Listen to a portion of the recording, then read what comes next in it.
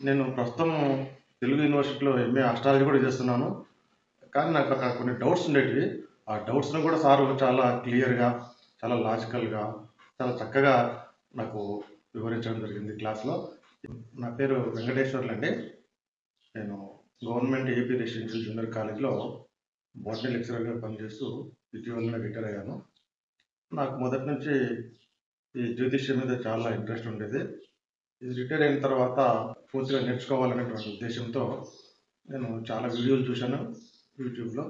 ఆయన అభిరామ్ సార్ గారు చెప్పినటువంటి వీడియోలను చూసి ఆయన చెప్పే విధానాన్ని బట్టి సార్ను కన్సల్ట్ అయ్యాను. అథెంటిక్ ఆస్ట్రాలజీ నెల్లూరులో సార్ చెప్పడం జరుగుతూ ఉంది. ఆ ఇన్స్టిట్యూట్ ద్వారా సార్ని కన్సల్ట్ అయ్యి అయితే తక్కువ సమయంలోనే మనకు జ్యోతిష్యం పట్ల మంచి అవగాహన కలిగేటట్టుగా ఆ, చెప్తున్నారని తెలిసింది. ఆ ఉద్దేశంతోనే నేను సార్ని కలిస్తే సార్ ఆన్లైన్ కోర్సు ద్వారా చేరమని చెప్పారు. ఆన్లైన్ కోర్సులో నేను దాదాపుగా ఈ జ్యోతిష్యం మీద మంచి నాకు అవగాహన కలిగింది. నేను ప్రస్తుతం తెలుగు యూనివర్సిటీలో ఎంఏ ఆస్ట్రాలజీ కూడా చేస్తున్నాను. కానీ నాకు అక్కడ కొన్ని డౌట్స్ ఉండేటివి. ఆ డౌట్స్‌ని కూడా సారు చాలా క్లియర్‌గా, చాలా లాజికల్‌గా, చాలా చక్కగా నాకు వివరించడం జరిగింది క్లాస్‌లో.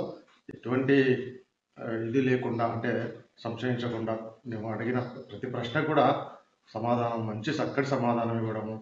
హ్మ్.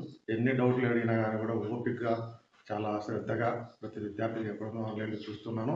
నాకు కూడా చాలా డౌట్స్ ఉండేటివి అవన్నీ క్లియర్ చేశారు. ఈ ఈ విద్య నేర్చుకోవడంలో చిన్న, పెద్ద లేదా ఆడ, మగ అనే తేడా ఏముండదు.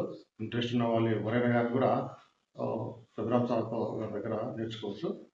నేను ఒక ఆథరైజ్డ్‌గా థెరటిక్ పర్సన్‌గా నేను ఈ విషయాన్ని నేను ఎవరైనా నేర్చుకునేటువంటి ఆహ్, అది నేర్చుకునేటువంటి మనుషులకు లేదా నేర్చుకునే ఇంట్రెస్ట్ ఉన్నటువంటి వ్యక్తులకు నేను ఈ విషయాన్ని తెలియజేస్తున్నాను. మీ బేఫికర్‌గా సార్ దగ్గర మీరు ఇంట్రెస్ట్ ఉన్నటువంటి వ్యక్తులు ఈ యొక్క విద్యను నేర్చుకోవచ్చు. Thank you all. Thank you very much.